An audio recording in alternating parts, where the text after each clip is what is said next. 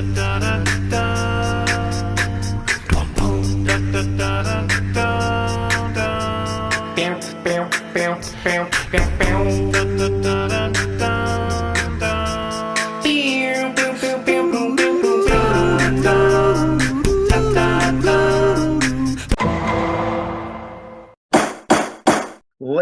and gentlemen, welcome to another episode of Rap in Order.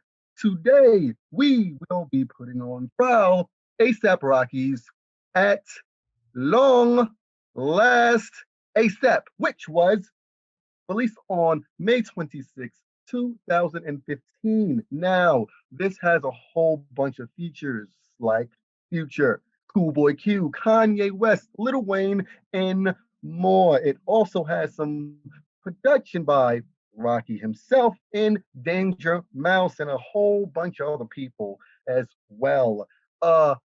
Gentlemen, how do we feel about this episode, about this album?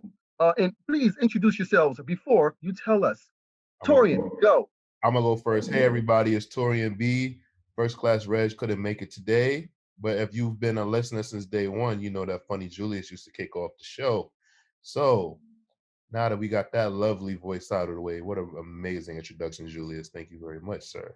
I want to talk about this. I love this album. I wrote an album review for it, and I gave it 4.5 out of 5 waffles. You can check it on the FK on fkbonline.com. When I was trying to become, the greatest writer of all time. But I just think that this album was amazing. And if many of you know, this was the last project that Yams worked on with Rocky, like closely. Like they made it, there was a Cozy Tapes album, but he didn't finish it. So it wasn't completely done. But at Long Last, ASAP was the album that he last saw all the way through to the end. And Rocky finished it, and then they had like a dream team of artists that they wanted to work with. And I think they got they said they got about 80% of the people that they had on their wish list to work on this project. And this project, it was a blend of what we recognized from Rocky on his first album and on the mixtape. And then also like him veering off into other, like him growing as an artist, because we all know that he was spending a lot of time in London and, he was traveling the world. So I thought that this project was a really good project for Rocky. And I thought it was a really good introduction into him growing, even like his fashion, becoming more eccentric. And basically like this was a time when Rocky basically said that he was experimenting with a lot of drugs as well. So he was able to expand his mind musically. So it only made me think about that period when the Beatles first started using LSD and experimenting with drugs. Obviously, please, listeners, do not think that I'm comparing this album to a classic Beatles album. But in the hip hop realm, I would say that this is the experience, like how I can close explain to you what is similar, because that's what Rocky did. Mind you, the album cover is really trippy. It's him merged together with Yams because he says that they are one. He knows Yams' vision very well. So I really enjoyed this album, and I think this whole episode is going to be a love fest, I think. Robbie Digital, introduce yourself, and how do you feel about this album? You already know what it is. It's Robbie Digital. I love this album. It's incredible. It's well put together. This was one of the first albums that actually got me into podcasting. Whoa. This album, when it dropped in 2016, you said? 2016, I believe this album, 2015, 2016? 2015. Yes. So I remember hearing Rocky on DJ Clue's show, and Clue was talking about, like Pretty Boy Flacco Jody, like it's incredible. And Rocky was like, I dropped that in January. And I was just like, yeah, I don't know if niggas are doing their due diligence, but yeah, like the song we had got Pretty Boy Flacco Jody early on. And then we got LSD. But the song that kicked it off for me, where I was like, These Kids Are Transcending Music was the track with Ron Stewart. Mm-hmm. I think that song, him, Ron Stewart, and Miguel, I think that song is extremely underrated. I think people didn't really recognize the artistic range that ASAP Mob was trying to really push music, especially with him and Ferg's first albums being so gutter, where their second albums were more acoustic, more experimental, more money, more budget, that he really got to do a lot of what he wanted on this album. Um, as well as there's a lot of controversy with this album as well.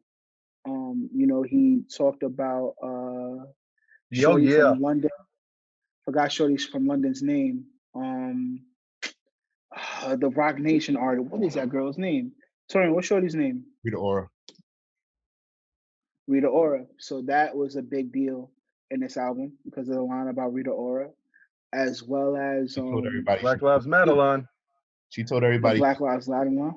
Well, that was late. That was Mm-hmm. later on down the line, but Rita Ora pretty much was bragging that ASAP Rocky let her suck his dick, and he was dating the model Chanel Iman at the time. So like the time frame was kind of shaky for him.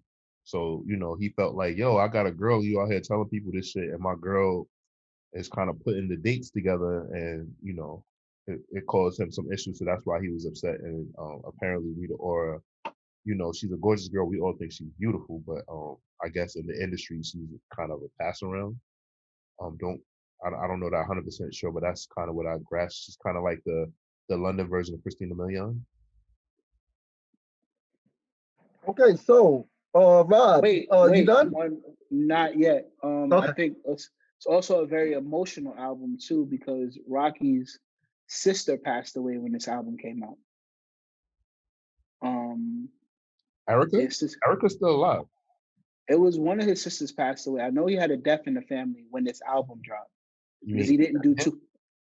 It wasn't Yams. It was after Yams. This was it after definitely wasn't his Yams. sister because Erica is very much alive.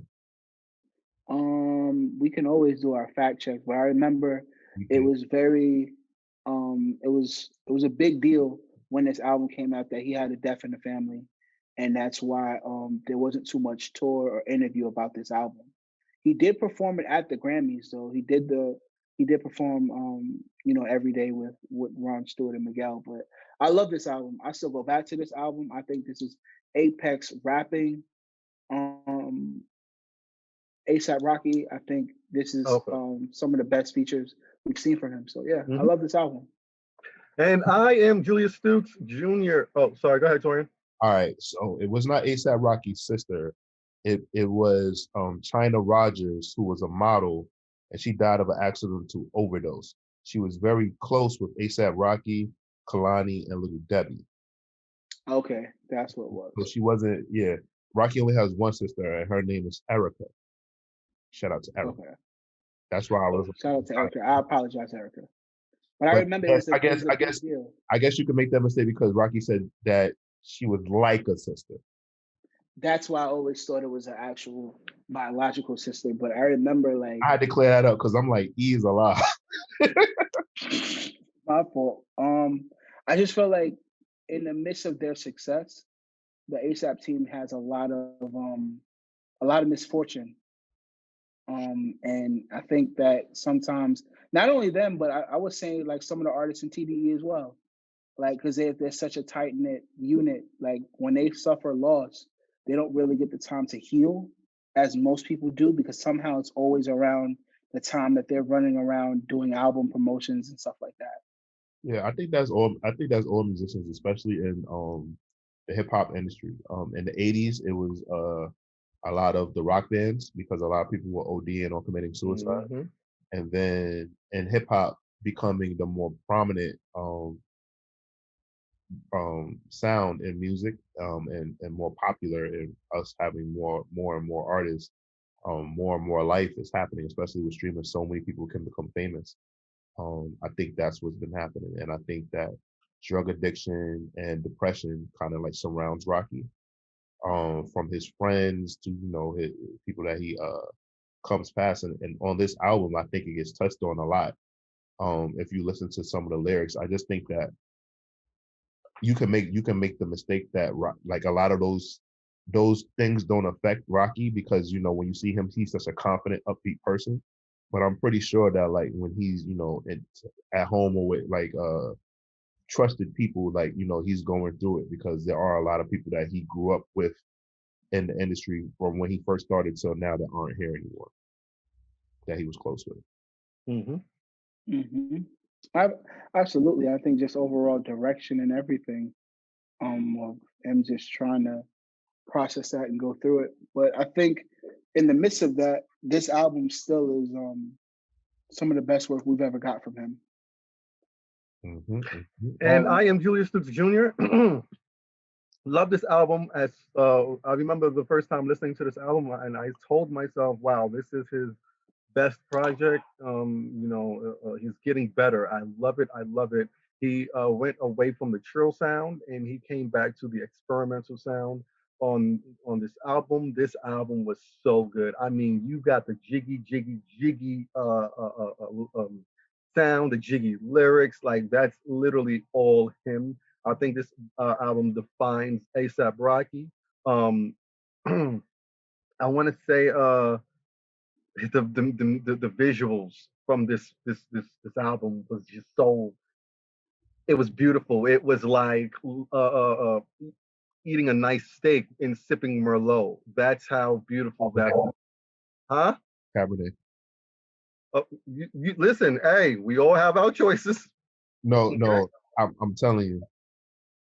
Okay, well, okay, Cabernet. Okay, I like Merlot. Okay, sorry, my bad. It's like It's like eating steak and sipping fine wine. How about that? Is that better?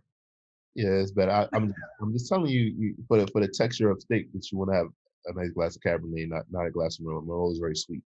Well, I season my steak different. I guess I don't know. Hey yo. Okay. I just love this album. Like wow. And I want to say maybe there's two skips here. Maybe there's three skips for me. Don't know, but yeah, I'm ready to get into this album. Are y'all? Let's go. Let's go. And we will start with the intro track, Holy Ghost, featuring Joe Fox, produced by Danger Mouse and DJ Khalil. What an intro. What an intro. Oh, so let's talk about Joe Fox. Joe Fox, yes, please. In London was a homeless man that Rocky met, and he was a musician. So when they were out recording the album in London, and his cousin A$AP Nast, who kind of like made London his second home, he got really cool with the clique out there. Like he kind of felt at home. If you look at A$AP Nast, he kind of looks like he's from London. He looks like a London roadman. Yeah. Roadman. So they met this gentleman, and he was a musician. And at first, like they were just chopping it up with him, and he was like, "Yo, this is a cool dude." And then they came with him in the studio, and they put him on the album. And like Rocky like gave him like all of his credits and everything like that, so he can make a living. And now like he's living very well in London. So that's one thing. Some people might not, if you like, because I wrote an album review for this album, I did like a lot of research. So I know a lot of people might have things to say about Rocky, but he does like do like nice gestures for people. I just think that he just looks at it in the realm of what he's doing, opposed to like everybody. You know how some people say, I gotta do shit for the entire Black community, where Rocky's like, I just do things for people. And so I think that could be mistaken, but that's a whole nother deep dive. I can see Rob's face, but I'm just saying, like, he is not just I think some asshole. I agree. No, I agree. I think Rocky, when you come, I think, and this goes into Holy Ghost, when you come from where we come from, I think sometimes when you become famous, the whole diaspora of the Black community being on your shoulders is a lot, especially when you didn't ask for it, and especially when you feel like you and your team has been completely alienated from society when y'all was really trying to create and be yourself and express yourself. So I can't knock him for feeling that way. I can't knock the ASAP members for always having those feelings of feeling like they're by themselves. We hear the stories about them all the time of like really being elite group of individuals with unique sounds, from dressing and everything, and people calling them gay and what they wear, and it was weird and niggas didn't understand it. And then you fast forward to 2015, everyone's dressing like ASAP Rocky. Everyone's wearing Goodbye Air. Everyone's wearing, all of this black gothic outfits and shit like that. So they have influence, and his style changed as well. Like you can see the style in this album a lot. But Holy Ghost is a really good song. It's funny because you also think of samples most times as being like really old ass samples, but this sample actually comes from Noon as Dark by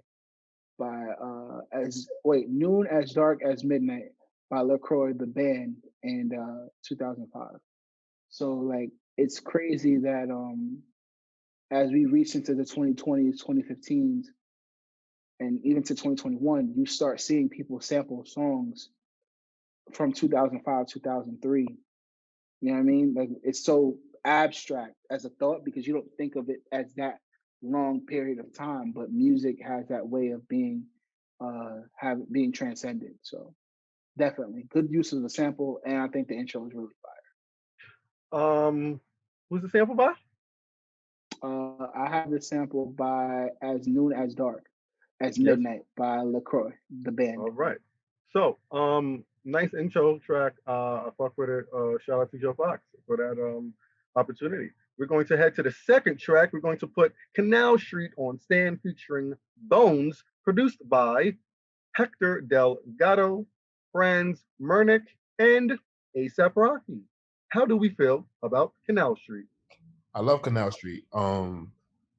Again, this album is kind of like Rocky's time period spent overseas across the pond, and then this was like his first time out of the United States.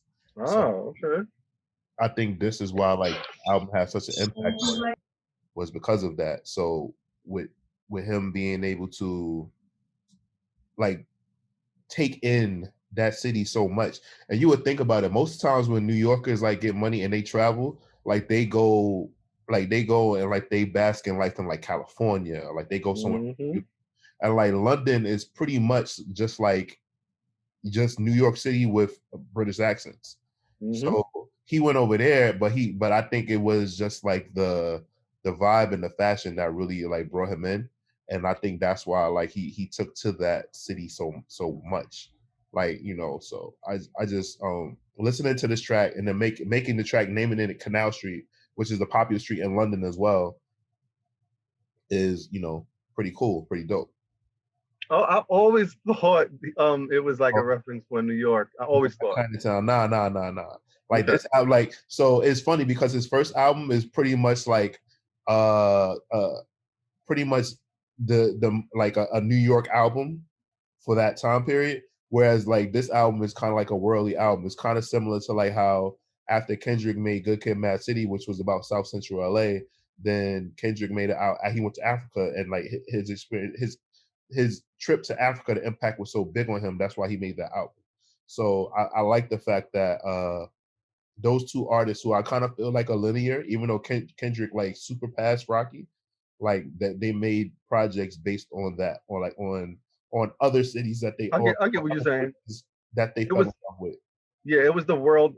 It's just international influence. Yeah. Mm-hmm. Yeah, I get what you're saying. I this in my notes I put nice and jiggy with it. We're going to get a lot of the jiggy records, and you can't get wrong with a jiggy. You can't go wrong with a jiggy record. Like, come on. Yeah. And Danny just joined us, guys. What's up, Danny? Danny, What's good, gentlemen? Good. We are on Canal Street. How do you feel about ASAP Rocky's Canal Street?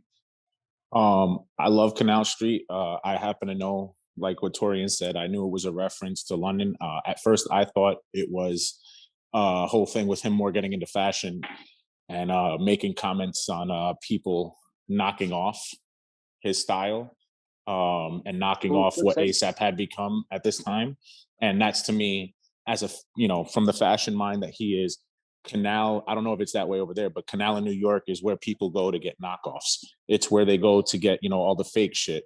So I always took this song as him being like, I see everybody copying my shit, because at the time I felt like everybody wanted to look like ASAP, sound like ASAP, and just they had that energy at the time, man. It was the only thing I can compare it is to like when Dipset first came out, how New York felt. So I kind of felt a lot of people were just trying to bite off, and that was his acknowledgement. But as learning, later on that he had been more traveling through this time period, and just living life and also finding his way after Yams had passed during the middle of recording this. I think for me, it was just like a lot of the things that he was really talking about in this song. Like, you once couldn't give a shit or give a fuck about him. Hit Canal Street for vintage gold medallion, smoking blunts in front of public housing, wilding. Now they throw him in them cuffs, mouth full of fronts like Master P and my Cartier diamond shining in the frame. Like, he was just really like this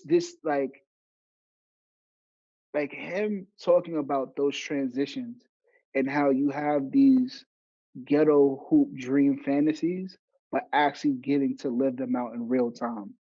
I think that is very interesting. I think as kids, what I mean, when we go to like, Soho, and I still think sometimes we kind of do it aimlessly. Like, we know a lot of brands, but we never know if we'll be able to buy those brands, you know what I mean? Or just do the things that we actually do. And in this song, he kind of talks about that. Like, so I love the song a lot. Like, I never looked at it the way Danny just said, but I could see that as well. I know in an interview he did mention that the song brings him back to Canal Street in New York because he bought 2 chains from Canal Street, which is where Popular Jewelry is, which a lot of the young up and coming rappers go to Popular Jewelry to get like their fronts, get their chains and shit like that. So I know that's one of the reasons why Canal Street was mentioned. Yeah, speak for yourself. I can actually afford them stuff on on the west side now. We're going to take Canal Street off of the stand, and we are going to put fine. Wait, can we put that in the promo? Can we make sure we put Julius bragging about his financial status in the promo? No. Corporate Anyway, Julius different. No, that was a lie. That was a lie. Anyway, fine wine featuring. Oh, it's easy to budget when your budget that big, huh? Yeah, you know what I mean? Anyway, fine wine featuring Future, Joe Fox, and MIA, produced by SIK and THC. How do we feel? This so when I did the album review, when I wrote it, I remember like I actually thought he was like making a metaphor for like getting better with age, but then I found out that it was kind of like basically he was using the metaphor that fine wine is like lean, and obviously I'm not very familiar with drugs. I did not know that. So it was about like lean and like how it feels so good in the moment, but then afterward, like the come down really sucks, and then they flipped it to talk about broken relationships, and MIA had just went through a breakup, and as well as Future.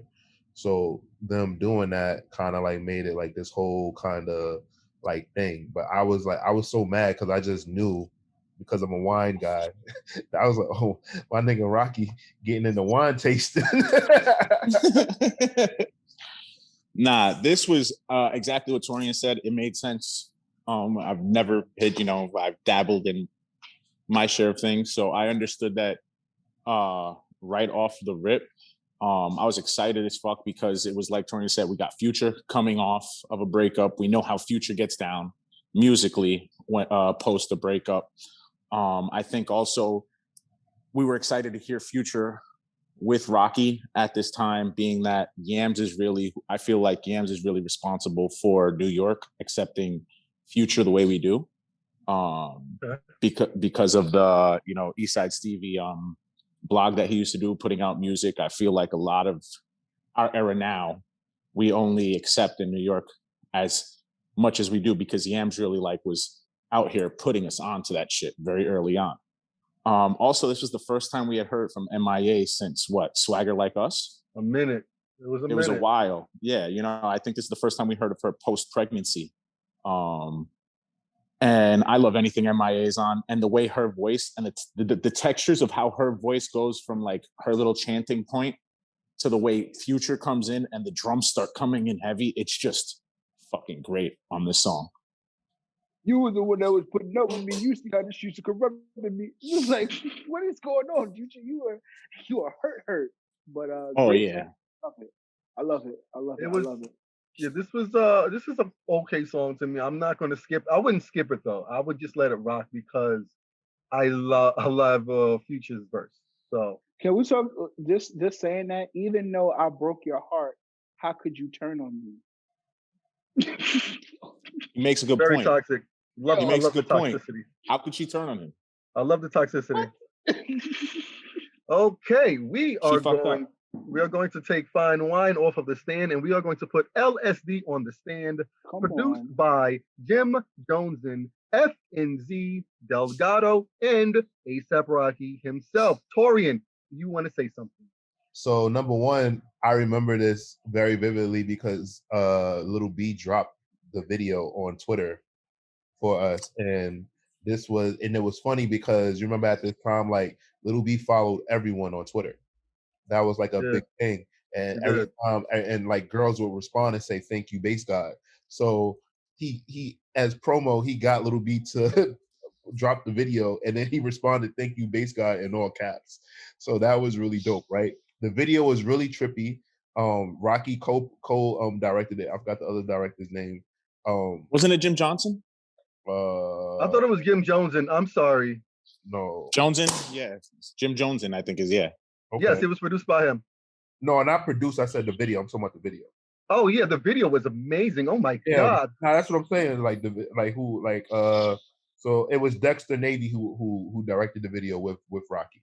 So I'm talking about the video now because you could listen to the song and it's a really good song, right? But then you watch the video, and I guess Rocky is describing what a trip is like being on LSD, because at this time everybody was kind of because everybody expected Rocky to basically go on a stop taking drugs campaign because his best friend had died from an accidental overdose. And Rocky doubled down and was like, nah, I just do this shit in moderation. I need drugs. And basically made this song as an ode to it. And a lot of people thought that was expecting him to, use it typically when this happens, when you lose someone because of a reason, cancer, it's fuck cancer. Now it's COVID, right? Everybody's like, get the vaccine because my relative died from COVID. I'm one of those people. Rocky was like, nah, man, drugs are fucking awesome. My man's just, he just didn't have people around him. He would have been all right. I ain't gonna make that same mistake, in a sense. And he's just like, yo, I gotta expand my mind. I gotta do these things. And then also the song is about women. So Rocky is 3 things that he loves. That's fashion, women, and drugs. Yep. Love, sex, drugs. Yeah. So, and that's also a flip on it. LSD for the drug, love, sex, drugs, also. For that acronym, I mean. Yeah. This is an amazing song. I love the melody on the song. He actually performed this MTV Awards? No, I'm trying to remember. He performed it at Coachella with Tame Impala. They let him perform one song. He just came on the stage and was chilling with them, and then he performed. Well, I'm saying when I got to see it live. I'm not saying I heard over the other times when he performed it, but I feel like there was one famous performance he did for this too. Besides that was on TV. Probably was the MTV Awards or something like that. But seeing it at Coachella was pretty dope because we didn't know he was coming out. Yo, I can't listen to this song without looking at the video. I need to look at the video if I'm listening to the song. That video was amazing. I think it should have, been recognized more and appreciated more when it dropped. Not only that, but it's like an interlude. It's another song in the middle of the song, excuse me. And that is, I believe, like, that influenced me that influenced my style at that time when I was shooting music videos. That definitely influenced my style. So I really, really credit Rocky's vision for that. So this song was like beautiful as well. I think this song is very important where it comes in the album, especially after Fine Wine. I think there's because it's also another drug reference. This is a very different drug than lean is, LSD. Even going to the fact that they're in the middle of the song and they switch different songs. A big thing when you're on hallucinogenics, such as shrooms or LSD, is you have a hard time continuing or finishing thoughts.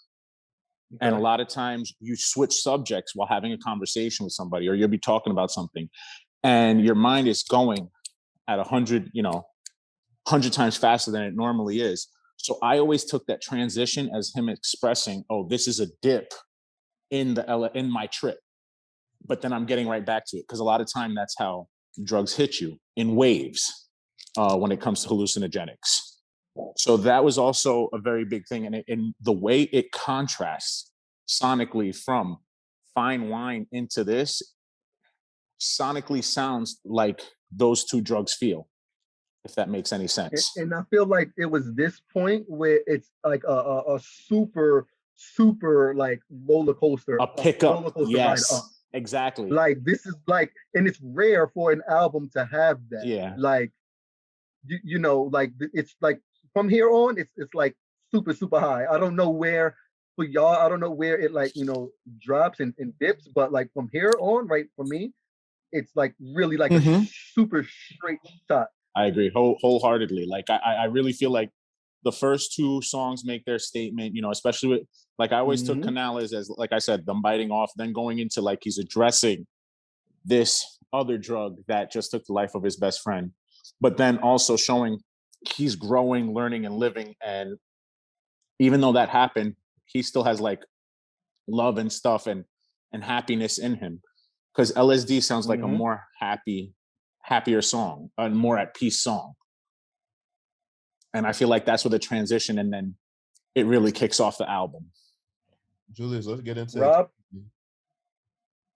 You said what? Let's get into Excuse Me. So we're going to take LSD.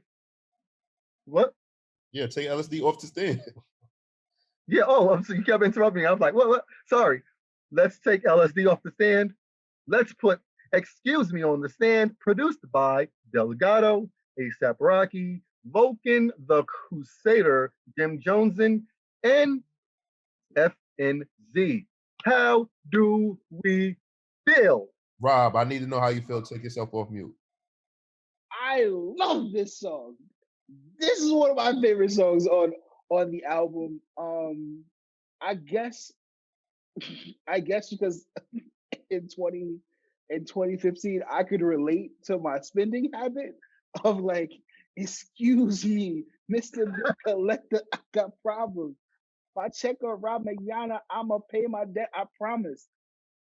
I feel like I spent $20,000 with my partners in Bahamas, another $20,000 on Rick Owens up in parties. It's just like, of course, I've never spent $20,000. I have spent $20,000, but irresponsible. But what I mean is like, I feel like it's just this feeling like Rocky is one of those rappers that just like, he's a hood kid that made it. And you love that feeling because he's living out all of his dreams, everything that he wants to do. And in moments, you can see it in pocket spaces where you can see that little kid that thought he was going to be the man wind up being the man. And Excuse Me does that for me. Like, I love this song. Yo, and, quick question. Have you guys, before they got on, had you guys ever been to like the 40-ounce bounce or the parties they throw in Riverbank Park over there? by the water. Not that area, but I have been to a couple of 40-ounce bounces. All right. So I just remember, like, I want to say 2007, 2008, right before we started seeing these ASAP stickers all over New York. Shout out to my boy A Butter. He listens to the show. I had the opportunity to meet Rocky back then because he went to middle school with my boy A Butter, and they were freestyling all the time together. At one point, a freestyle cipher breaks out at this 40-ounce party. When I tell you, Rocky floated. Like the second Rocky starts speaking. And the thing is, he doesn't look like your typical dude who's going to jump in a cipher and body it.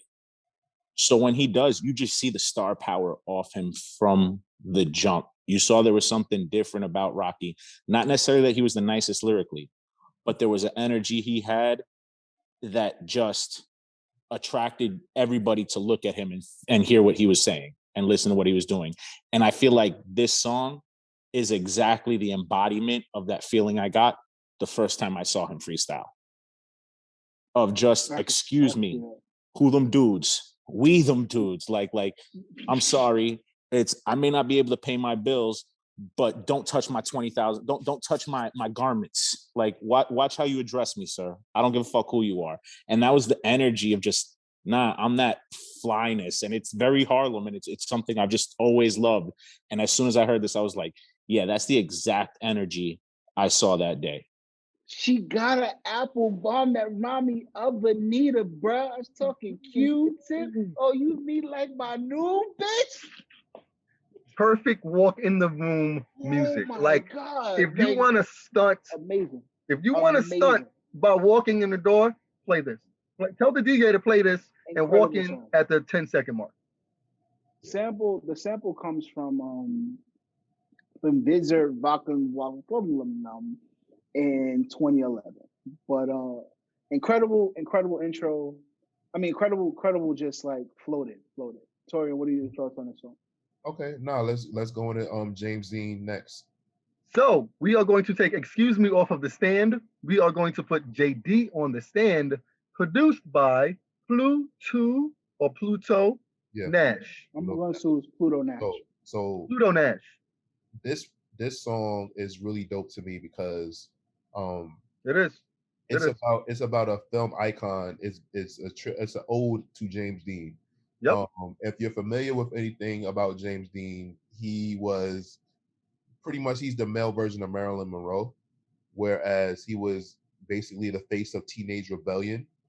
After the baby boomers? I think so. Like, yeah. I think it might have been. Yeah. So basically, smoking cigarettes, wearing your Levi's, having a leather jacket, having the beautiful hair. He died. Rebel without a cause. Yeah, like that. He died young. Him, Marlon Brando. There was a group of them.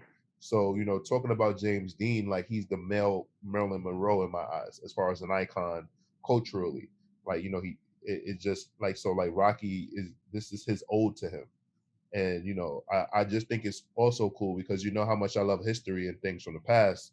Rocky actually, having the knowledge and knowing this, and then actually, making an ode to a guy, but putting his own flip on it was pretty dope.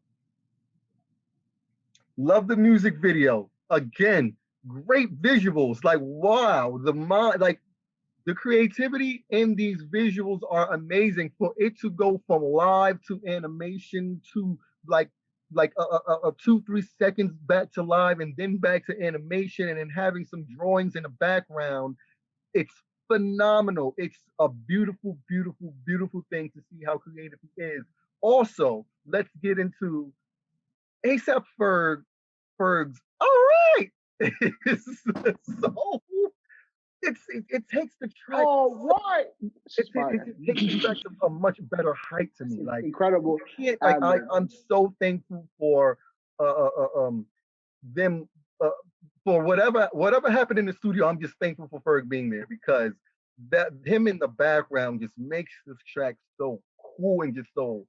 So I love it. I love it. At the time, it gave a very, very modern Chef and Ghostface feeling with how like they feature each other, and that's always the feeling I've gotten at it from the two of them. out of the mob is just they have that dynamic. They're the two star powers. You know, they're not necessarily the most lyrical or the best rappers on their team, but together they're the stars. You know, like Absolutely.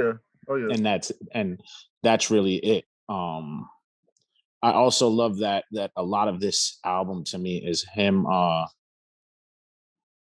giving flowers to people that he took inspiration from, you know.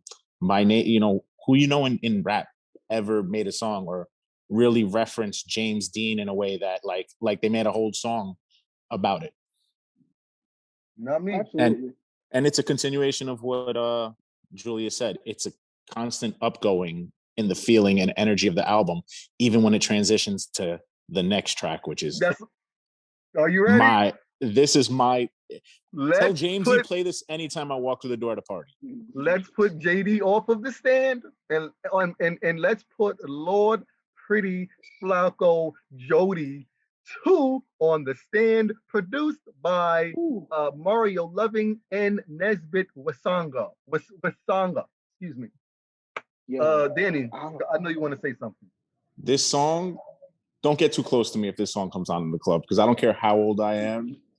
I'm going hamong to this shit. Like somebody is likely to catch an elbow. I'm talking to somebody's girl in a way I shouldn't be. That song is just my let's act up and act ignorant for the sake of being ignorant. Fuck everybody else around me. So I'm gonna give my quick like rapper story on this. I had heard the song for years. Fast forward to 2017. I'm in 2018. I'm in the public hotel in Manhattan for Jermaine Dupri's Bally Shoe collab premiere. I'm with Jermaine Dupri, a couple other people, and Jermaine Dupri's girlfriend at the time, or whoever she was. And you ask him why he ignores us? All right. So JD says, "Yo, stand here, stay with her. I'm gonna go say what's up to Swiss and everybody on stage." So I said, "All right, cool." I piece up Ferg, I piece up Rocky. Rocky looks at me and is like, "Yo, is she with you?" I'm like, "Nah, she's not with me." So Rocky pulls over. He's like, "Yo, what's up with you? Like, what's up? Like, who are you?" And she speaks little to no English. She's like, "Hola, casa Nico, no. And he's like, watch nah, it. like, who? And she's like, "Yo, who you with?" So she points to Jermaine Dupri. And this nigga looks with a smink. And this is when I know, like, A$AP Rocky is probably the prettiest nigga I've ever seen in my life. He literally, the sun hits him. He smiles, shows his teeth, and says, "I know who you came with. I'm asking who you're leaving with." and she says, no. So he says, "You know what? You look undecided. I'll be right back." Nigga walks on stage. Who the jiggy nigga with the gold links? I was like, wow. Like in that moment, that was the flyest shit I had ever seen. Like on some rapper shit. Like, you don't know who I am, but I'm really the flyest nigga in here. That's pretty cool. That's a cool story, Rob. No, I'm not. I'm sorry. On some Superman shit. Yeah. Nah, on some Superman shit. Like, you know how like Superman would be like, "Yo, I'm gonna go fly out the window now." Like on some like Lois just looking. Like he really just did that. And she was just in awe. No. That's like Superman trying to holler at a chick and he says, "I see you're undecided." And then he goes out to shit out of Lex Luthor. And then after he saves the city of Metropolis, comes back and was like, "Hey, what are your thoughts now?" Yo, I just looked and she's looking at me like, "You knew who this was?" And I'm like, "Well, bitch, you didn't know who it was." What am I supposed to do to you? Yeah. Funniest thing I've ever seen in my life. The shit was so fire. I think Rob's story pretty much culminates how amazing this song is. So Julius, what's next? We are going to put Pretty Flacco 2 off of the stand, and we are going to put, I think, my favorite track on the stand, Electric Body, featuring Schoolboy Q, produced by Delgado, Danger Mouse, Teddy Walton and THC. Now, I love when these two work together. Yo, Hands on the wheel, California, that's one. brand new guy. Two. The pussy money weed. Three. I you wanna know what's crazy? If they were rappers in the 90s, they absolutely probably would have come up with a joint album like on some Method Man, Redman shit. Because they're from two different crews, right? But they work so well together, and Mac Miller would have produced it. I know for a fact that's what would have happened. You took that out. I was literally about to say that. I was like, They were like, you know who produced it? Yeah, they were thick as thieves. Like, like they have like a little clique or whatever like that, and like they were all very cool. And like Danny Brown was in that crew too. They have like a little like rat pack of rappers that's like all like really tight and close knit. And I think it was Mac Miller, Danny Brown, Schoolboy Q, I said Mac Miller already, right? Oh, Rocky. And Rocky. And I think Bronson's in there somewhere. Bronson and damn, why am I forgetting my man's name right now? Smoke Dizza as well. Yeah. Yeah, and it's like a crew of them, and it's like you wouldn't. It because like the levels are like so like some of them more famous than others or whatever like that, but it's like they all are kind of from like the same class, like they all like are like really good friends. So I really think that, but Schoolboy and Rocky have like a really good chemistry. Like I think that I'd argue that their chemistry is better than Rocky and Tyler's chemistry musically together. But that's just me though. Hands on the Wheel is fucking amazing. Yo, oh my god, my camera turned off. It's just like for free. Electric Body is so, like I can't not dance when I hear this. Like, and Schoolboy Q's verse is just so flawless. The way he flows is just so beautiful. And then the last part,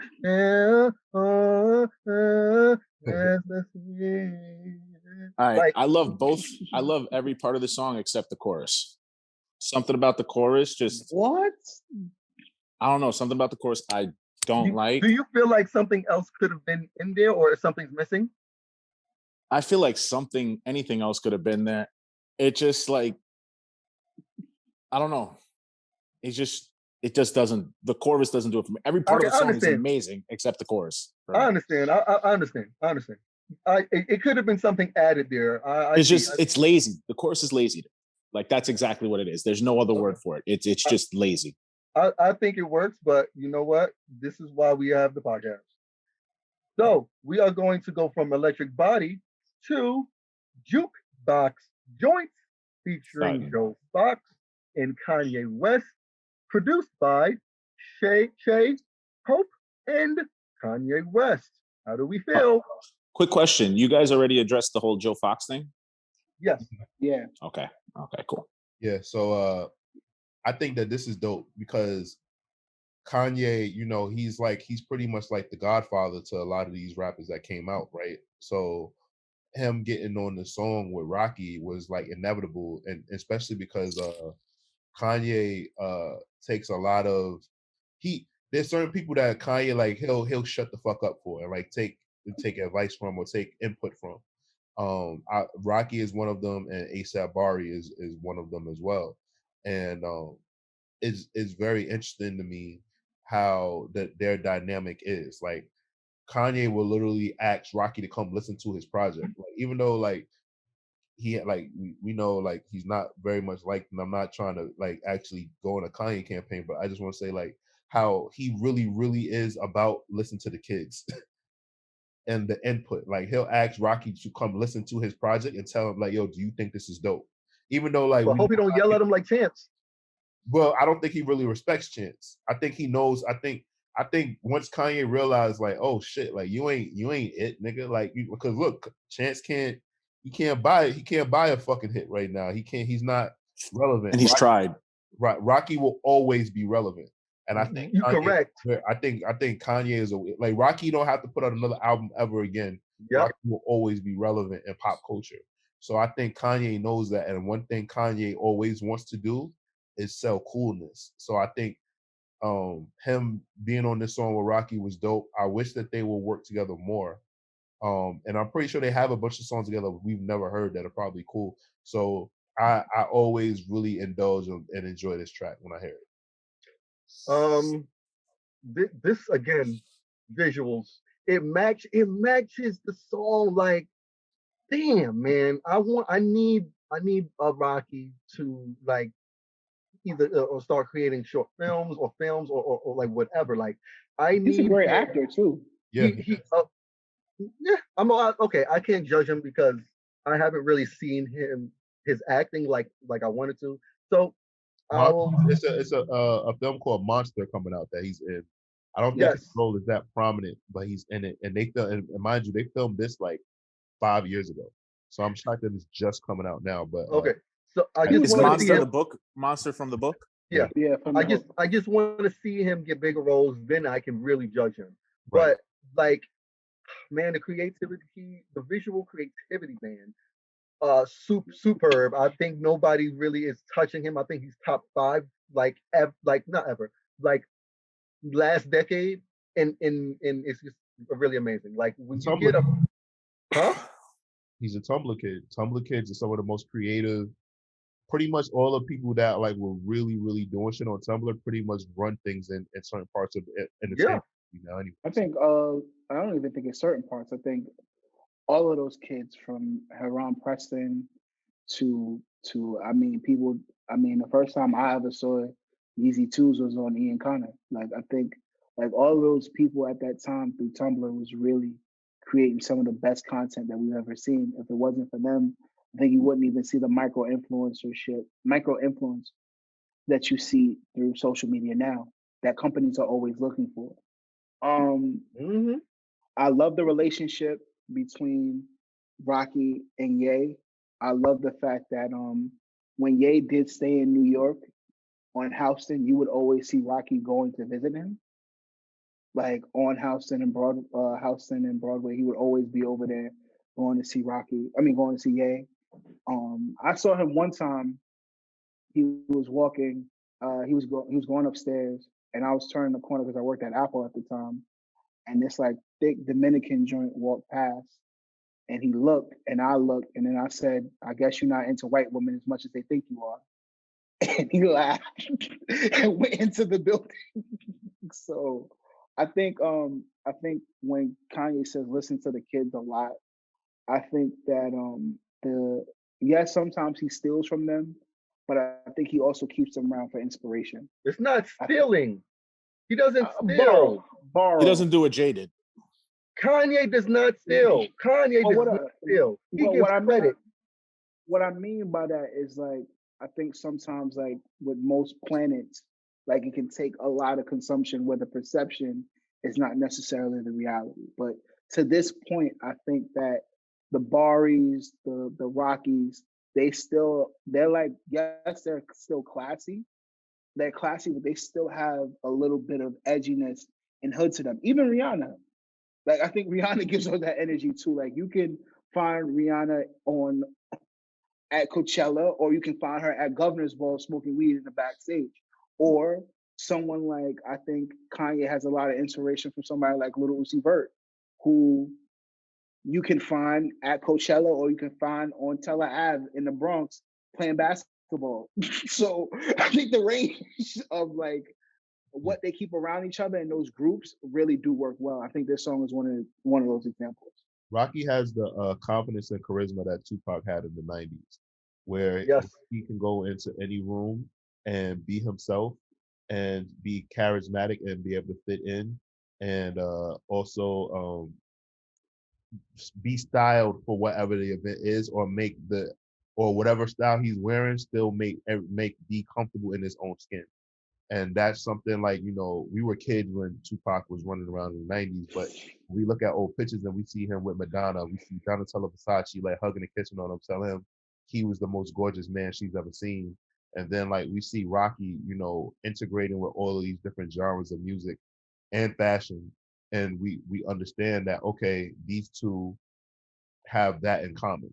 Like I know that much, and that's like basically what Rob was just describing. And I Rocky gonna be like, I'm telling you, Rocky don't have to put out another record for ever. But We like know. He's good being Mrs. Rihanna. he's I mean, cemented. Mr. Rihanna. Yeah, he's cemented in pop culture. Like he don't have to do shit no more.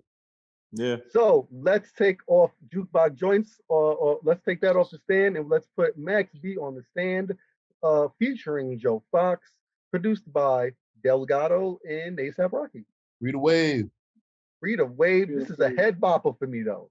This is a nice, this is like a light head bopper. I fuck with this a lot. It's jiggy.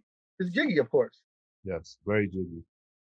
I love this beat so much, and it's just from the aspect I really wish other people jumped on it, because there's so many pockets for flows on this beat.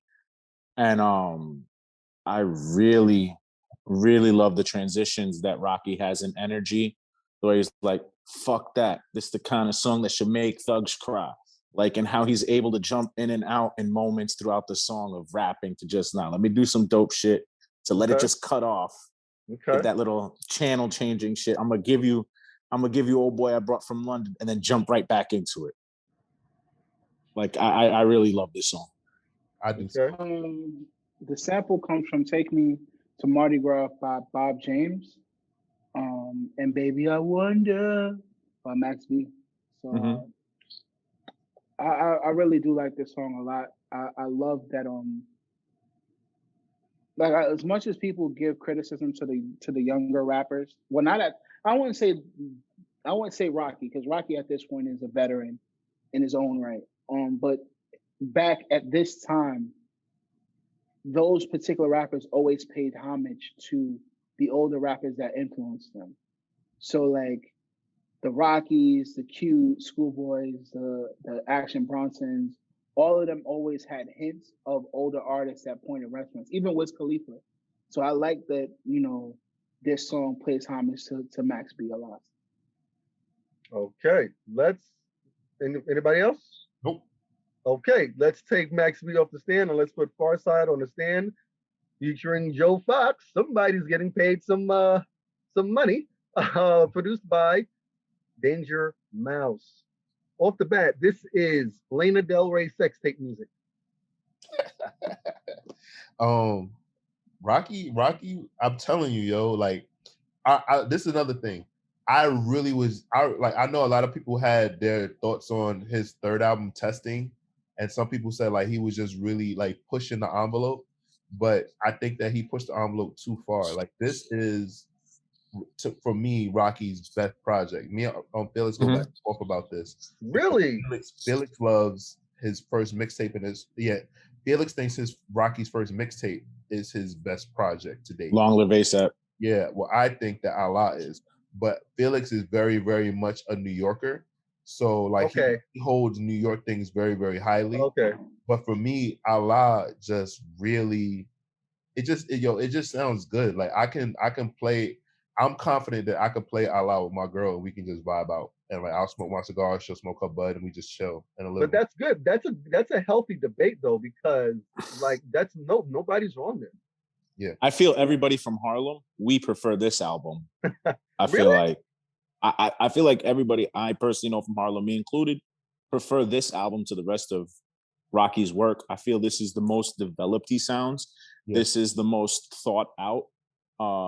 He sounds this. It has a clear direction he's going in from the start of the album to the end of the album. The energy is consistently there. I really think it's hands down the best, his best foot forward as far as work. It's kind of like an obvious answer. It's a musical preference, but when I say that, I mean, like, for me and Danny, we're very like lyric driven and we like instrumentation on projects, whereas the first mixtape, it was very like Houston influence, kind of more of that trill chopped fruit sound, but it was so New York at the same time, and it's fucking weird to try to fully make you understand what that means, right? I got it. Wait.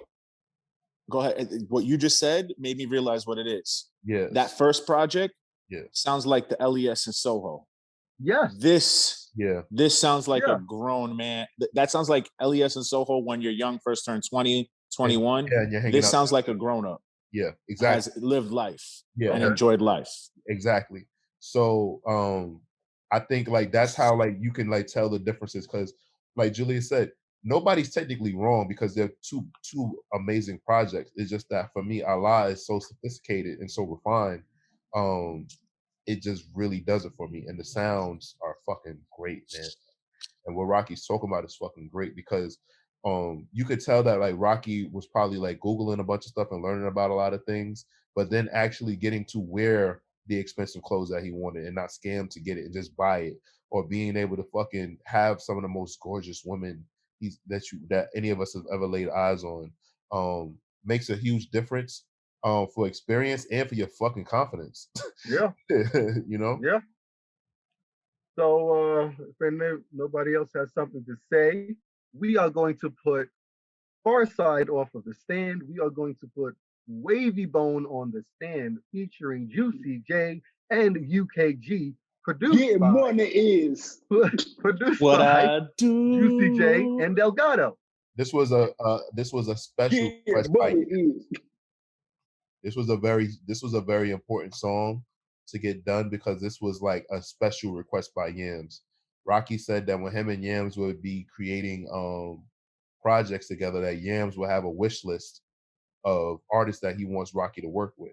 And that was the beauty of Yams' dynamic. And I guess why some people might say ASAP Mob hasn't been the same since his passing, because he was kind of the architect of finding new talent and mixing it with the old. So he would, and in doing that, he would be like, yo, I always loved UGK, or I always loved 3 6 Mafia. And being able to reach out to those artists, right? Vibe with them and talk to them and be so impressed by Yams. And then Yams be like, yo, this is my crew. This is what we doing. And basically be able to work with them and earn their respect. And he wasn't even 30 years old yet. Is impressive. And like Yams had like next to like no, he wasn't a music business guy. Like, you know what I'm saying? He was a kid with an opinion. They got a job interning for Dipset. And he was able to make such a mark that and make so many relationships and capitalize on it. It was impressive. Mind you, like Jim Jones, him and Jim had a relationship, and like he was putting Jim on the shit, and Jim just couldn't. Jim Jones has his own thoughts. Jim's like, "What you talking about? Me and my crew, we the flyest niggas," and Yams is like, "Nah, me and my crew is." And I like, it's just like different age brackets, but like they were so influenced by Dipset that they became just as cocky and arrogant as the Dipset crew with their style and everything like that, and they pretty much did the same thing as just like version 2.0. Yeah. I think when you looked in the body about it, I think they kept that pocket sound and really expanded on it. Yeah. They really bridged it. I think the only thing that frustrates me about ASAP Mob is the same things that frustrate me as a Dipset fan. Like everything that frustrated me as a kid about the Diplomats is the same thing that I feel like frustrates the kids about ASAP Mob. And what is that? It's the lack of consistency, the lack of music. The hype man has become the most talented person. The hype man. Well, let's not do that. Ferg was never a headliner. hype man. Let's stop that. Well, Ferg not was a never hype man, the number two man. The number two. The number two is now the headliner. Like, although Rocky, Ferg would, but this is the thing. but No Ferg matter would never what, admit it though. no, But it's Jim not would about never Ferg admit never admitting it. I get like Ferg has been making the better projects. If you go to a festival, Ferg's name will never be bigger than ASAP Rocky's name. Of course not. Ferg will have to sell a diamond album. But Jim wouldn't be higher on the list than Cam. Yeah, exactly. But that's just I just wanted to be clear about that. Absolutely. I feel, and the sad part is that in the midst of ASAP Mob, I think 12B is an amazing rapper. I think Nas is really, really dope. And it's just a shame that like they all kind of got their stardom super fast and just lived it. So you didn't see like the work ethic from a label of them carrying the tapes. Even when I listen to Cozy tapes, like I love Cozy Tape 1. I hate Cozy Tapes 2. Just because Cozy Tapes 2 just sounds like a whole bunch of Playboy Cardi and like all the other like Ace, Little Uzi Verts and all of that shit, and I really didn't love it. All But the dudes who weren't quite there for ASAP. exactly. Yeah. But you know, no, nevertheless, I think Wavy Bone is a great song. I love the UGK. I Bruh. love that Pimp C is so highly elevated in hip hop for someone who most people wouldn't know his music. What the craziest thing about this song is the sample, because the sample comes from "Could I Be Could it Be I'm Falling in Love" by Sly Johnson. Yeah, that's a And I great think sample. the way that sample is used, you would never know that was in the song. Bruh, UGK's presence on this song is really beautiful to me, and I every time like I hear this song and I hear Pimp C's verse, I just go back and listen to like some. I have to go back and listen to some UGK music. Nah, Young Sweet Jones was definitely the man. I think I've been saying this for a while. I think the problem why Rocky hasn't been able to put something out is obviously, Yams was the creative director, kind of directed, kind of gave them a lot of direction to go in while Rocky was still creating the music. I feel like he doesn't have somebody be like, yo, I'd love to see you do this. I'd love to see you do that, like kind of help him develop it. I think this song, and when we've seen them together other times, I think Juicy J is the perfect person to executive produce a Rocky album. Yep. And I think Juicy J could really bring out, because Juicy J, when you hear, he really is good at being able to create beats where people who don't rapidy rap, you could say, Yep. can get in and really execute, while at the same time creating beats that real rapping ass rappers can go off. As we've seen, especially with his last project, Juicy J's last project, we've really seen that. I just would really, really love that if Rocky were able to just fall back, understand that he needs to let somebody kind of set the course and let him drive, if that makes sense. And I need a new ASAP Rocky album about him running around the world with Rihanna and just doing dope shit. Like, I want to hear him give me a dope. I feel like he was going to give us the best Rihanna bar we've ever heard. Like, I know Drake has said, Robin likes going here and that's cool.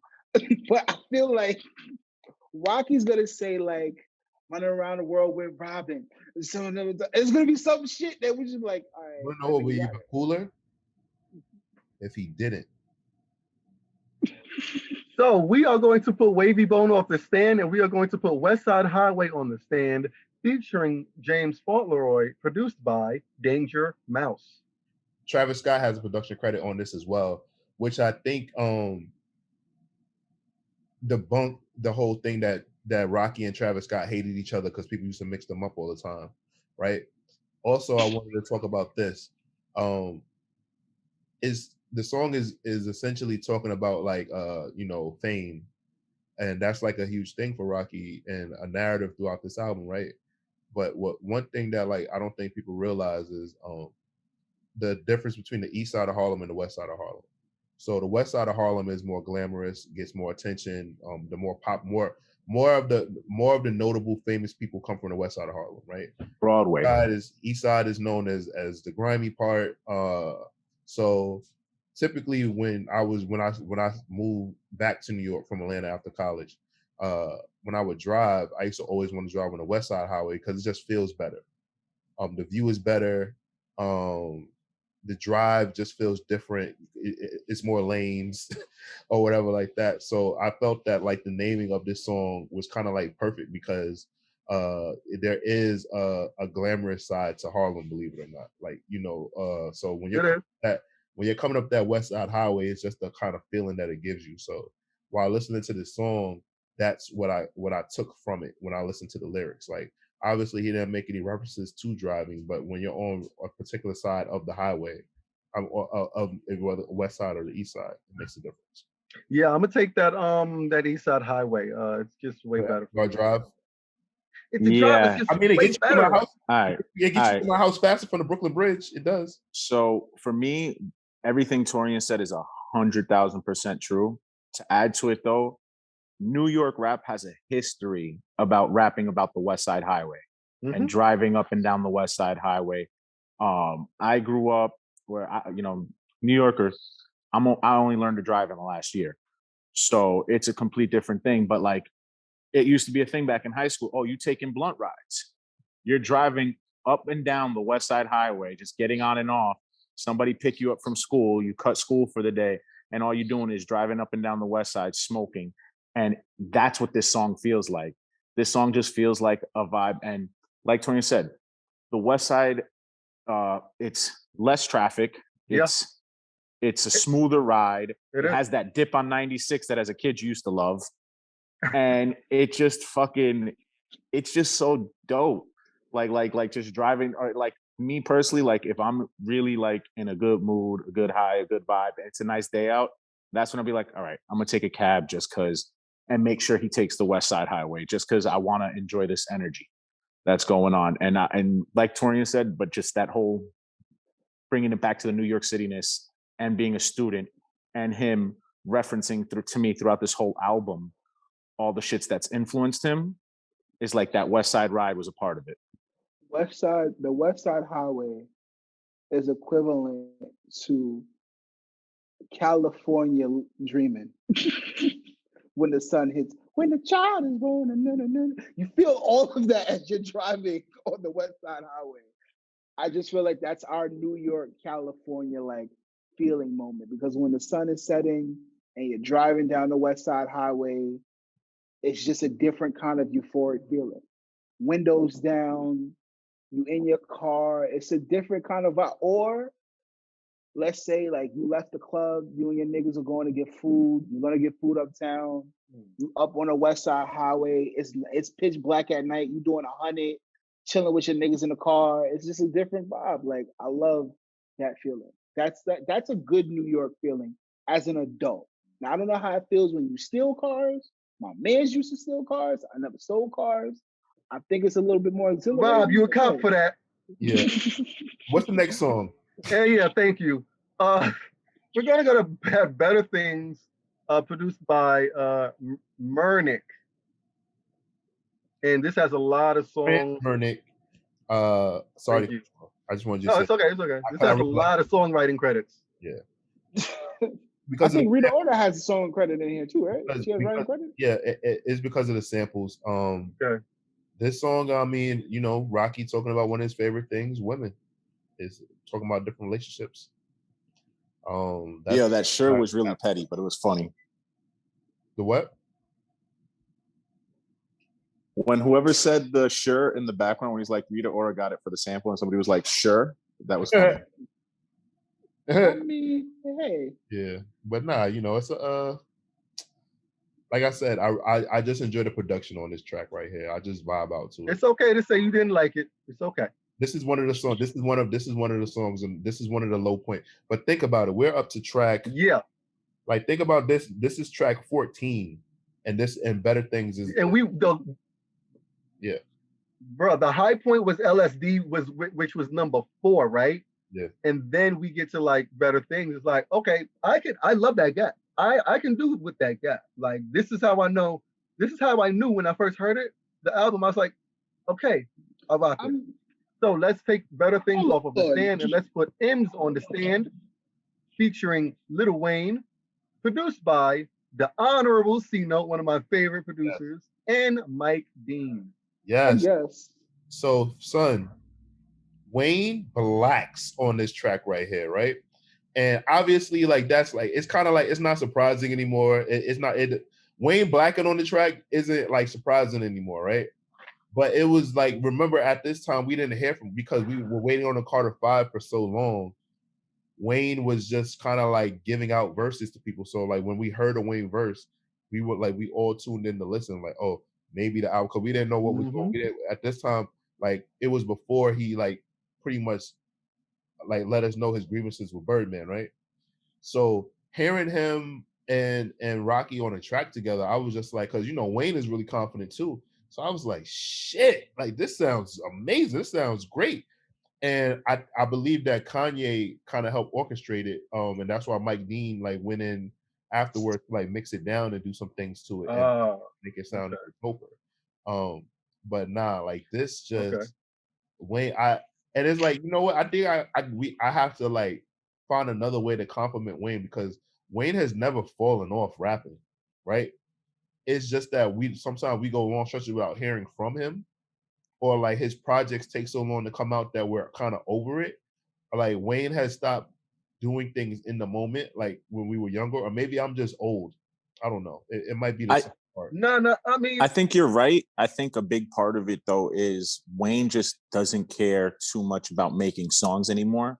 I kind of feel like Wayne's at a place where, yo, I wanted to prove I was the greatest rapper alive. I proved it at the time where I was. I just want to prove I could rap and keep up with rapping with anybody. I don't really care if I don't my even songs are think that that. great. I think Wayne just. I don't even think that. I think Wayne just wants to rap whenever he's like. He just wants to rap. Yeah. He was 13. I don't think when we say, well, I guess when I say he's falling off, I want to say he's falling off from like being the number one guy because we're used to Lil Wayne being number one, like in rapping. So agreed. To say he's fallen off, I get it, and then to what Torian's point was, I also understand that as well. It was good to hear from Wayne at the time. And I think Wayne raps when he wants to. When he knows a particular artist is in the room, he knows where he needs to step up his bar caliber or maybe just flex a muscle. This was one of those moments. But that's all I really have on the song, to be honest. So, let's take it from M's to Dreams interlude. We can skip. We want to talk about that? No, we can skip. Thank you. Let's go to Every Day, featuring Rod Stewart, Miguel, and Mark Ronson, produced by Mark Ronson, Emil Haney, Jeff Basker, Hudson Mohawk, A$AP Rocky, Murnick, and Tom Elmhurst. My goodness. I just want to say that I am picking Mark Ronson over DJ Khaled every fucking time. Every fucking Khaled's not a real fucking DJ. Like that's the thing that we like. Even though we like he can DJ. Like I mean, I think if you're a real savant when it comes to music, you kind of know that if you're gonna go to a party, you absolutely want to go to a Mark Ronson party versus a DJ Khaled party. Mm-hmm. Yeah. But we have seen DJ Khaled can spin. He knows how to work turntables very well. He knows how to produce. And he has been able to produce and make his own beats before. So yes, I agree. I'm going to pick Mark Ronson all the time. But Khaled, we have seen proof that Khaled can actually DJ. Every day. Dogs, this song, I remember playing this, right? I forgot where we're at. I think it was at a family party. And my dad comes out of nowhere. Is that Rod Stewart? I know that voice anywhere. I'm like, what the fuck? Yo. Yeah, man. And the video is amazing because basically Rocky puts on makeup, and he got some of the same makeup artists that work with Eddie Murphy and Martin Lawrence to work with him for this video, and pretty much he lives the lifestyle. Basically, he reenacts being Elvis or being like a washed up pop star, and I think it's really dope because he depicts it like how you go through stardom and your rise, and then basically at the end you're by yourself and you die alone. Bro, again with these visuals, and this it wasn't even like a trippy visual. This was literally like it could have been a short film. The way he just puts the story backwards, this is great editing right here. This goes back to like the Christopher Nolan. Damn, I forgot what was the movie. You're not talking about Inception, right? No. Wait, he forgets. What, Shutter Island? No, where he forgets. No, Memento. Yes, it's like a Memento editing where he tells the story backwards. It's so good because at first I'm like, wait, he's fat, he's skinny, he's fat. Like, I said, it's a bad. beautiful, beautiful visual. Like, I'm and about it to wasn't watch even that a after this. it wasn't even a trippy visual. It was just like a basic short film. Like, again, that could have been a short film in itself to promote the album more, and he could have possibly won some awards for that. Like, amazing visual here, amazing song. Might have. These are one of the moments where I was like, I could see why someone of ASAP Rocky's caliber could be frustrated with music and not want to do it. Yep. Yeah. Because it was just like, no one talked about this song and how prolific this song was. Yeah. How talented of a song the collaborative effort that it took to get Ron Stewart and Miguel, bro, different. Like, elite. Excuse me? Elite. Like, Doug, this song was so great. My dad's, this came out, what, 2015? My dad's 70. 16, yeah. My 65 at the time-year-old father was singing along to this song. That's how fire this song is. Yo. Rapping along with it too. I think that's what pisses me off about it. Go ahead, Tony, my fault. I think something that would have helped this album when it dropped if TRL and 106 & Park was a thing, but more so too, because the visuals for this album actually enhanced the listening of the album, and it probably would have kept the album on the charts a lot longer. Yes. And I think that's another reason why Rocky was turned off from it, because even though Rocky is like of the new generation, he has old generation influences. So back in the day, in the early 2000s and 90s, having a video was like a major deal.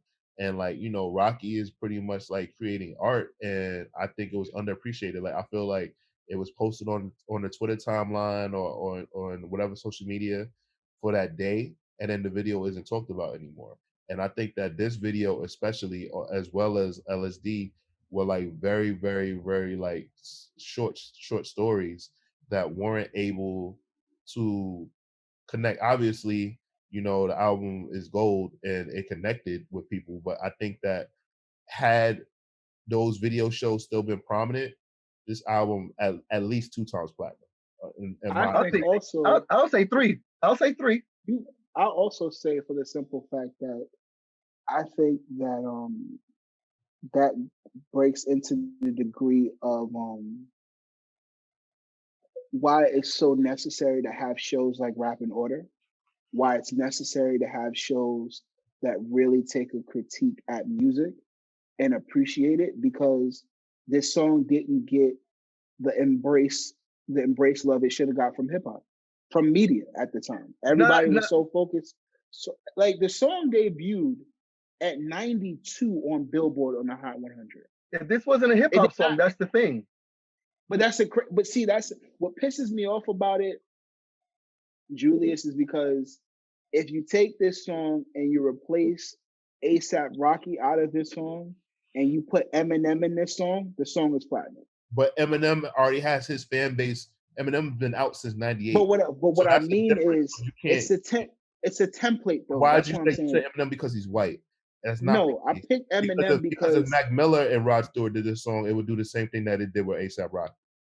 No, but I kind of get what he's saying. I kind of feel like it's more in the Eminem wheelhouse of things to attempt the particular artist that is in it, minus the Miguel thing. I kind of get what Rob is saying. I could see him approaching something like this. I don't get it, because Eminem has a small country of fans. Like, literally, like, there are people that are like literally like his fans, like, it's in the dictionary. Like, Eminem's fan base is on par with the Beehive. Yeah. But what I mean, because you cut me off, sorry. What I mean by that statement is, a lot of songs are often template matched. So I think when the label sees this song and he presents it and said, "Hey, I have a song with Miguel and Ron Stewart," I can see the label saying, "Well, this isn't Rod Stewart. It just doesn't fit your demographic." And I just don't feel like where's the direction of this song going to go? Where can we place it? I don't know. Ace Rocky, I don't know. And it's like, they didn't put the money behind it that should have been behind it. And you could tell, because the only live performance... I don't think so, bro. This was Hold on on, Tori. Z100, and this was his only most live successful video. performance, the only performance you have at the time that he did this song was on Carpool Karaoke with the Little British White with James Corden. That's not And true. you didn't see. He performed this song on award shows. I was getting to that point. He performed it at the Grammys. All right. I mean, look. What I'm saying is that I think that you're wrong about the push, because this song actually got the push. A$AP Rocky's not paying for Rod Stewart to come to America to perform that at 2 award shows. A$AP Rocky's not paying for Rod Stewart to fly to America to film the video. Like, the label paid for that. A$AP Rocky's not paying Z100 to get a song on the radio. Like, the label did that. RCA did that. RCA Polo Grounds. So what I'm saying is that I think that RCA was hoping that it would pick up more, and I believe that the song did do better overseas. But I just think the fact that Rod Stewart's fan base just can't, like, they don't like rap, right? Whereas Eminem, he's more recognizable because he's crossed over. Rocky hasn't crossed over. White kids like A$AP Rocky, but he's not a crossover artist like Eminem is. Not yet. That's why I'm arguing with you on it. Is because what I'm saying is that the label loved the fact that he did a song with Rod Stewart. Rod Stewart is an automatic, I'd say 100,000 listens just off the fact that it says Rod Stewart. So I just think it was that Rod Stewart's fans just couldn't get jiggy with Rocky. And that's not a slight to Rocky. It's just that his fans are old white people. So I mean, the song was released in the delay of the album, which pushed it back from May 12th to June 2nd. Right. I understand what you're saying. Yeah, that's all I'm saying. And then I also think you got to remember, like, and the only reason why I'm saying it is because I wrote an album review for this album. This album got a lot of promotion just off the simple fact that Yams passed away, and this was the last project that Yams put his fingerprints on. So it is just the fact that, like, Rocky's not going to get any more famous than he already is, and he's not particularly famous for his music. He's a celebrity. So that's the reason why it didn't touch as many people. Like, it's a great song, and I wish that it did touch more people. It's just the fact that Rocky's stardom is like, it's not going to get any bigger than what it is. He can't get any more famous. Even if him and Rihanna make a fucking duet together, it's just going to be the Rihanna song with the guy with the gold teeth. Like, even though I love Rocky and I think Rocky my God, on his own right, but Rocky is as big as he's ever going to be, and that's not a slight. Musically, he's pretty damn. No, I'm talking about period, and he's pretty damn famous. But I just like his ceiling has been hit as far as stardom. Like, I don't know. I think Rocky's gonna get bigger outside of music. Me too. We'll see. He tried to drop a sneaker, nobody wanted to wear that shit. We are going to put Did you see the sneakers? Every Day Off of the Stand, and we are going to put Back on the Stand, featuring Mos Def, Aside, and A$AP Yams, God bless. Produced by A$AP Rocky, and also including my guys, Thelonious Martin and D.Omen. I did not know that. I would have asked them to be here if I would have checked the credits. I could have told you that. Yeah, D.Dot got a plaque for this shit and everything. So, shout out to D.Dot. I won $200 off of D.Dot. He's a Philadelphia Eagles fan. I'm a Giants fan. We bet on the game and he lost. Yeah. That makes me really happy that I won his money. Oh, wow. So, I like Back Home. Yeah. So, do you understand how impressive it is that he got a verse from Yasin Bey at this time?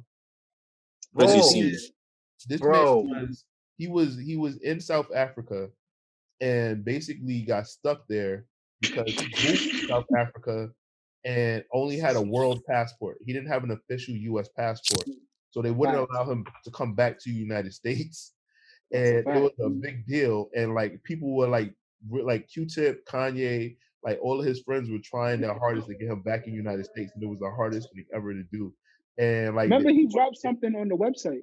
Yeah. He dropped something. Kanye dropped him talking about him not being able to get out of Africa on KanyeWest.com. Yeah, and it was a very interesting time because we kind of didn't really understand what was going on. We were like, well, he's absolutely an American citizen and he's a celebrity. But now we know, like, he kind of was turned off by Hollywood and kind of turned his back on Hollywood. You know, because he had like a thriving acting career, and musically, like, you know, he most def Jason Bay could drop whenever he wants, but he just was over it, and I just think that the powers that be were teaching him a lesson. That's just my theory on it. So the fact that we got a verse from Jason Bay on this track, another request by God rest the ASAP Yams, was really fucking dope. It shows how much respect that he had as a young man. Like, I would some people might say I'm blasphemous, but I would say that he was kind of a young prodigy, the same way how people talk about Puff in his 20s. Nah, you're 100% right. I think Yams, right? Yeah. Yams was definitely a visionary. Yeah. So I went to school with Yams. I went to school with Yams in City As. Yams was like a year or two ahead of everybody visually, like what he was rocking. Before everybody had gotten off of the Dunks wave, he was already off of it. He had a very solo like attitude. Like, you could just tell he attracted attention in rooms, you know. But Yams definitely saw something in a grander scale. He saw the power of the internet because, like I said before, a lot of what we accept now, we didn't accept prior to Yams. Like, he helped us to accept Future. He helped us to accept a lot of the artists we do now today. And he paved the way. I mean, absolutely. I think Yams is a cultural icon in its own right. I think that the team does a fantastic job of keeping Yams Day every year. They did Yams Day through a pandemic and was extremely successful. I think that from a fashion piece, because I'm always going to look at it from like a streetwear culture piece, there's so many pieces that Yam has made iconic. I mean, that yellow North Face Parker coat is synonymous with ASAP Yams. Like, it's like that's his coat. So I think you know, just overall what he's contributed, and getting Yasin Bey on the song, and like saying that he was the original like Flacco Joe. It was a lot on this song that just made it really, really incredible. And it was a hell of a surprise, because, you know, most of the time when an album closes out, you're not thinking that you're going to get such a prolific feature like that. So it came out of nowhere, because when the song is ending, it's kind of like Mos Def comes in running on the track. You're like, oh shit, that's Mos Def. Where the fuck did that come from? And that's the last time we heard from Mos Def. Just about. I know he put out an album out, but it was kind of like not rapping. It was like abstract. But this was the last time we actually heard him rapping. So, with that being said, what is our verdict for this album? I'm gonna keep that same energy that I had when I dropped my album review in 2016. It's a 4.5 out of 5 waffles for me for this project. Okay, Yeah, I agree. I will go.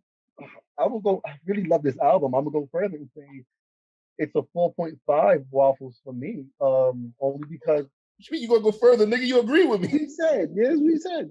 Oh, okay. Sorry, my bad. Oops, my bad. Damn. Damn it! I should have went first.